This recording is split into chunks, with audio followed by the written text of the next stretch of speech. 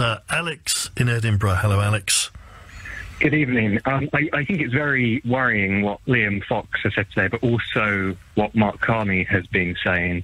And I think at the moment we are heading for a no-deal Brexit, which I think would be disastrous. I voted to leave, I campaigned to leave, and I never thought it could go so badly.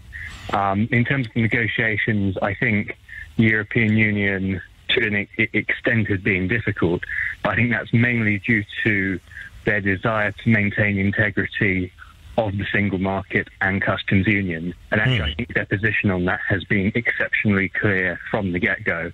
It's embarrassing, actually, that we're at a position now so far down the road where the British government still is very unclear as to what they want. And for the European Union, that must be quite a frustrating position to be in, having to negotiate. Yes, I mean, I think you may well be right there. You say you're worried, though, with what Mark Carney and Liam Fox are saying. Are you sure they're not just saying that because it does slightly improve our position if we sound serious about a no deal? No, because I think the thing is, at the very beginning of the process, we could have had an acceptable no deal, but I think this government is just completely incompetent. It's such a bizarre situation we find ourselves in, where the central government itself is so useless, but we also have quite a useless opposition. I mean, where is the Labour Party in this? They should be ripping Theresa May to shreds. They're keeping their heads down. Yeah, they're keeping out of it and hoping it all goes away, I think. And in a way, I mean, do you think when we say incompetent government, is the problem really that Theresa May's party is completely split on it? So she spent her whole time trying to do a deal with her own party rather than getting on with Brussels. I think that's a key part of it. I also think Theresa May's a nice person, but I don't think she's a strong person. I mean, if you compare her with David Cameron, as much as I'm not a fan of David Cameron, he gave the impression most of the time of being in control and having some sort of idea as to what he's doing. Well, he might have given that impression, but he didn't do very well, did he? I mean, he set up this whole referendum without setting it up properly, so there was a great debate afterwards about whether it was even legal or not. He went to the EU totally unsuccessfully, getting some reforms that he thought would persuade us, and then he blew his argument by conducting a terrible campaign. He not only did that, he said whatever the result, he would see Britain through and carry on as Prime Minister, and he went the next day. I mean, I could go on.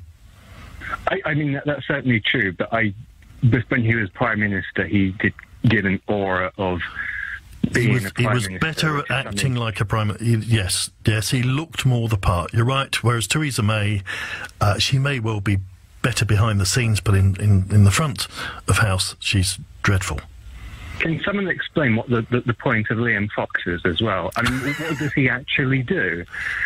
Because he was a GP, and I'm not quite sure why we have a GP sort of being in charge of negotiating new trade. Well, I assume he's there because a bit like Boris was put in the cabinet because he was a prominent Brexiter and they needed one or two of those to be there.